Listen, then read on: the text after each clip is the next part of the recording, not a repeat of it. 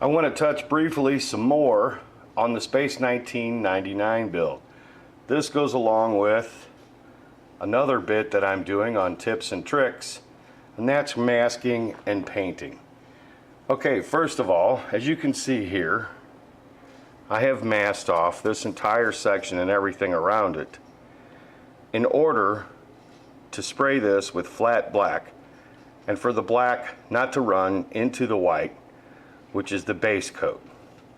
You can see the pattern that I rubbed the masking tape into the part so that I could get that pattern. Then very carefully follow along that pattern with an X-Acto knife and then peel back the masking tape before you shoot. Now, here's the part I've already got set up. Trying to get the light, there you go.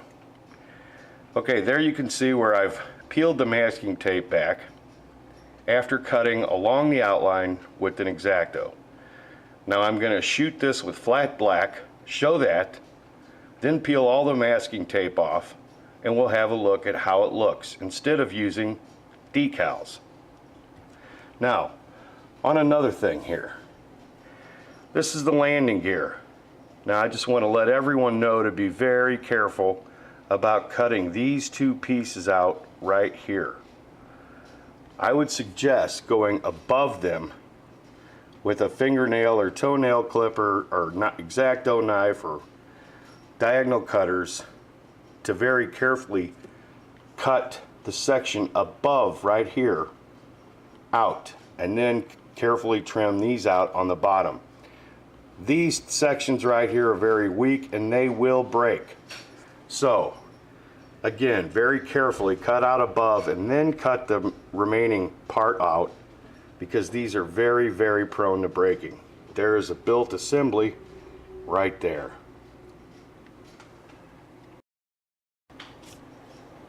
Okay, as you see here, I have very carefully shot this with flat black. I'm going to let that dry.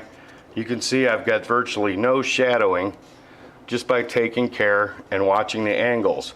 I shot this at like 4 different angles to get full coverage around the pattern. Let's let that dry and then we'll come back and have a look and see what it looks like. Alright, so there you see it. I've taken the masking tape off.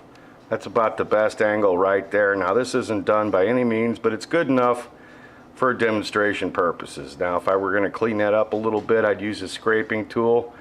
Then after it was fully dry and cured, after the paint had its hard candy shell, I would retape a couple of small areas and touch them up. But as I said, for demonstration purposes, this is just fine. Now let's talk a little bit about putty. Okay, here is one of these comm units, and I've already cleaned most of it up. There's one small pit right there. This has 6 or 8 little pits. So what I'm going to do is I'm going to use a little bit of this 3M spot putty to fill in these little pits. Then I'm going to use one of these credit cards to smooth it, a fake credit card. See there, this is not my credit card information, people. It's a piece of cardboard. Okay, so I'm going to use this as a trowel or a paddle, whatever you want to call it, and I'm going to fill in these small gaps, and we'll check on this in just a minute. And there you have it. A little bit of 3M spot putty. I'll probably go over this a couple of times. Let the spot putty fully dry, go over with 400 grit sandpaper, double check a couple of the larger pits, hit them again with 3M spot putty, let it dry, sand, shape, smooth, and shoot with primer and then your base coat. Puttying 101.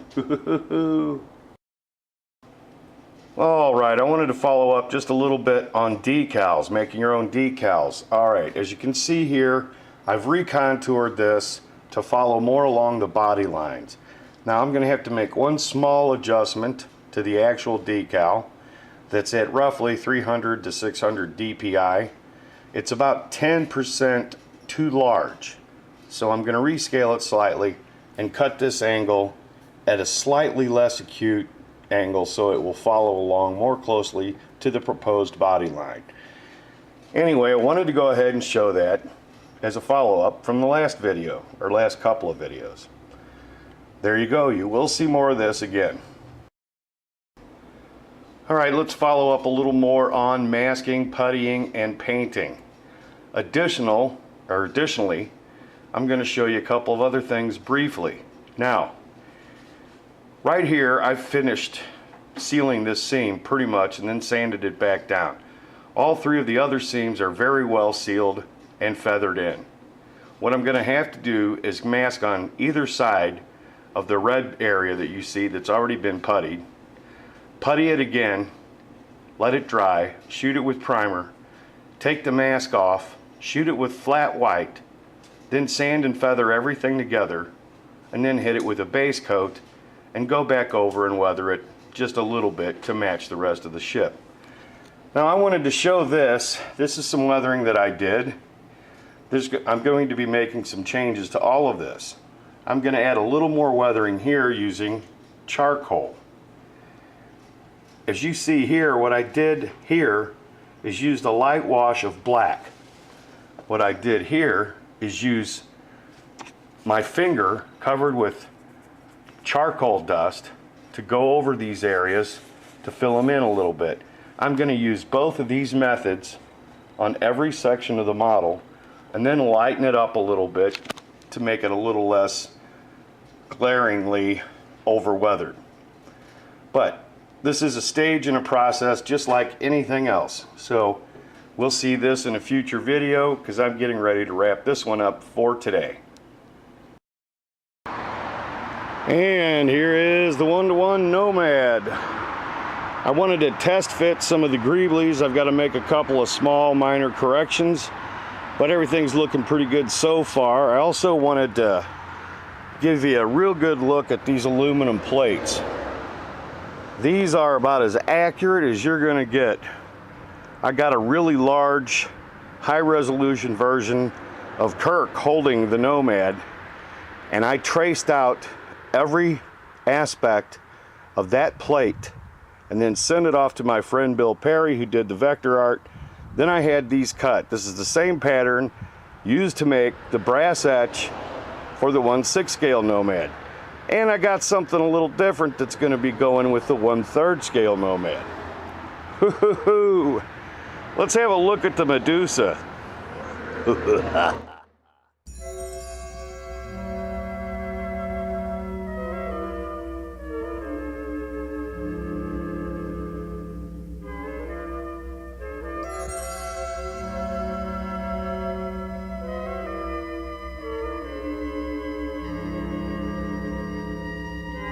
I'll just keep getting stronger. You know that, don't you?